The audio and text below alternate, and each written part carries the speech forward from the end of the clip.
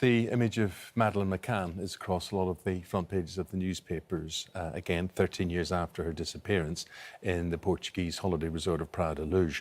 Now, there's a new lead being investigated by German police, which I'm sure you've heard about it, which has reignited interest in the missing girl. She was 3, of course, when she went missing. Yeah. Well, for the latest, we're crossing now to ITV News' Emma Murphy, who is in Praia da Luz for us all. Good morning to you, Emma. And you've been following this case right from the very beginning in 2007, 13 years ago. Why is this lead so different? Ruth, I think what's striking about the situation we find ourselves in now is the amount of information that has been provided by the German police. We haven't had this amount of detail at any point on a suspect in the 13 years that I've been covering this case. We have information about his identity. We have information about where he lived, the cars he drove, the phone he used, the movements he made around the time that Madeleine disappeared. And we also have information not officially released by the police on his criminal record, the fact that this man is a prolific offender, somebody who has convictions for abusing children, for rape, for drugs offences. So if you put all of that in the round, it does feel like an extremely significant moment in this investigation. Well, extremely significant. You're saying his name is Christian. He's 43 years of age. What was his connection with the Algarve, with Praia da Luz at that time when we go back to when Madeleine went missing? Well, if we go back to 2007, when the McCanns came here with their family for that holiday, Christian was living just a short distance away. He'd moved to the Algarve back in 1995 when he was 18. He already had convictions for sexual assault at that point. And he was here as an odd job man. But the suggestion is that actually he earned his living by stealing, by breaking into properties, by taking things from them, and by drug dealing.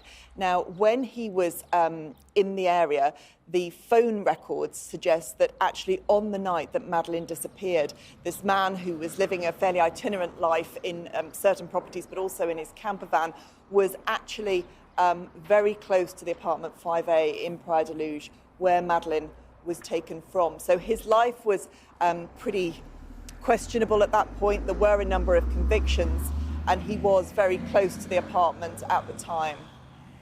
Emma, I want to bring in at this stage, if you please would stay with us, Mark Williams-Thomas, journalist, former police officer, and he, of course, has been following this case closely over those intervening years. And Mark, this guy, though he was on the police radar, he was discarded as a suspect in 2007. What's new this time round? So this is a very interesting development by the German authorities, who have taken a very different line to the British authorities, declaring this to be a murder with a key suspect. The British authorities are still saying this is a missing person, and they need to speak to this individual or find out whether or not this individual is connected in any way to rule him in or out. The timeline for this is very significant. So what we know that in 2008, the Portuguese authorities, led at that time by Gonzalo Amaral, said that he did investigate this individual and he eliminated him. We then have further information that in 2011, the British authorities took on this investigation and they were passed 600 names, persons of interest, and this individual was part of those 600 names. They eliminated him as part of their investigation at that stage. Then in 2013, the German authorities received a specific piece of information naming this individual. He was part of an ongoing investigation they had into other matters, and he was named.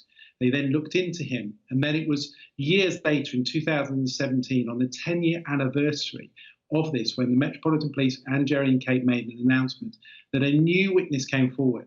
This is an individual who met with the suspect in a bar. They talked, they discussed offending behaviour, and at that point, it is said that the suspect talked not only in relation to Madeleine's disappearance, but about how he was involved in it, how he disposed of the body, but he also gave significant information about another offence, an offence which he later was prosecuted for, and now he is in jail serving a term of imprisonment for that. And this is the point why the German authorities are taking this matter seriously. The information he gave in 2017 to that witness in the bar has proved to be credible in relation to a conviction. But Mark, that is why the additional I want to ask you something, Mark. The German authorities, they are saying this is a murder investigation. The British authorities and the Portuguese authorities say this is a missing persons investigation. What is the... We know what the difference is, but what is the... and what I'm trying to get at is the impact of classifying it as a murder investigation, does that make a difference or not? It's very much about terminology. So the murder manual for senior investigating officers is very much that with a missing person, you take the matter seriously, but you also, if you do not have other evidence that rules it out, you will treat it as a homicide. That means you apply all the resources to that. What has ended up happening is that the German authorities have come out and said, we have a suspect, and as a result of that, we are considering Madeleine McCann to be dead. It is a homicide, a murder inquiry. The British police are saying this is still a missing person inquiry. There is no suspect that you can apply to a missing person inquiry because it implies that there is a third party involved. The terminology is strange that the British police have gone with this word suspect. What I would be saying is that actually this individual, in terms of the way the British police are considering him, is a person of interest. Mark, thank you. I just want to go back to Emma now, who is live for us in Praia da Luz. Emma, what is the feeling in Praia da Luz? I mean, this is a case that the town had to deal with. Everybody was being asked for information then. They're now being asked to come forward with information again. You know, it's 13 years ago. There's the camper van that we've seen pictures of, a Jaguar car, the phone call that was made. They've released numbers. Is there any update on that? Has anybody come forward? Is there new information because of this appeal?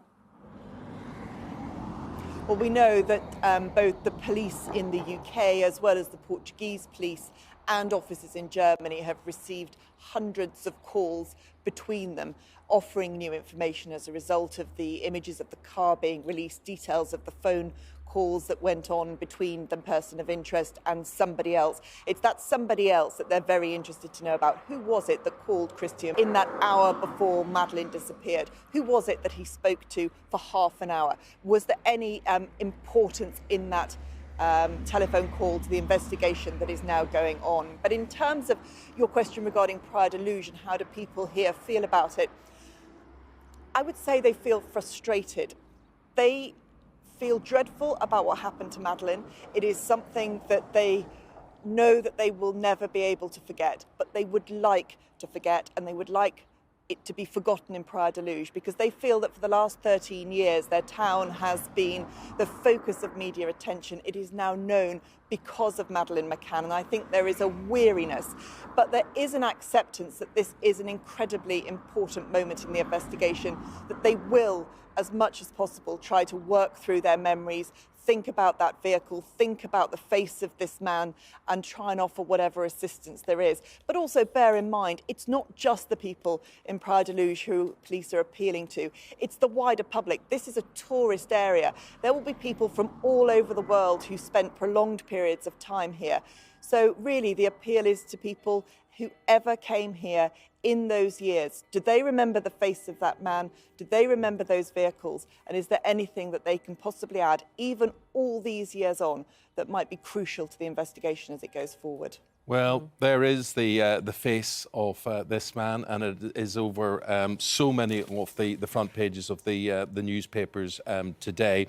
And Mark, from your point of view, the fact now that, as Emma was saying, we've got someone to concentrate on, someone that you're asking people to say, right, look at this face, look at this man, remember 13 years ago. This is bound to lead to more targeted, more centralised reporting, more specific reporting? Yeah, people often say years later, 13 years later, what is the likelihood of someone coming forward with information?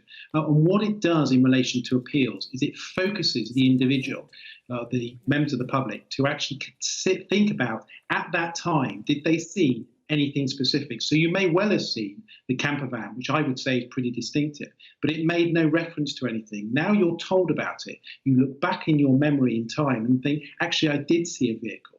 The German authorities have been very clever in terms of the way they put this message out, because they released enough information for the media to be able to join all the dots together to identify this individual. The German authorities are not in a position to be able to name him because of their secrecy laws.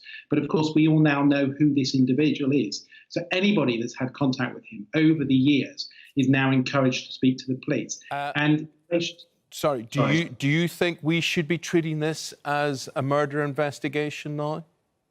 It should be investigated as a homicide. It has all the hallmarks of a serious crime, and yes, I do believe so. My analysis back in 2009 in relation to this being a stranger abduction by a predatory paedophile is now being proved in relation to the authorities. So I think the evidence supports that. We must not forget how much impact the last 24 hours, and in fact the days before that, because Madeleine, as parents, Jerry and Kate, would have known about this, will have on them to know now that the authorities are determining that your child has been murdered after living with the hope that they have for all these years is a very difficult thing. And I think very difficult, very difficult. Thank you, Mark, and thank you, Emma, in Portugal there as well. Yeah. And I think it's just, as Mark was saying there, jog in your memory, go through your holiday pictures. Yeah.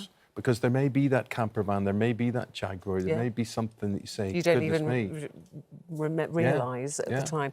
And, Mark there mentioning her family, Jerry and Kate, of course, our thoughts with them. Very, very difficult time for them. They have said, we welcome the appeal regarding the disappearance of our daughter, Madeleine. All we've ever wanted is to find her, uncover the truth and bring those responsible to justice. We will never give up hope of finding Madeleine alive, but whatever the outcome may be, we need to know as we need to find peace. Our thoughts with them today.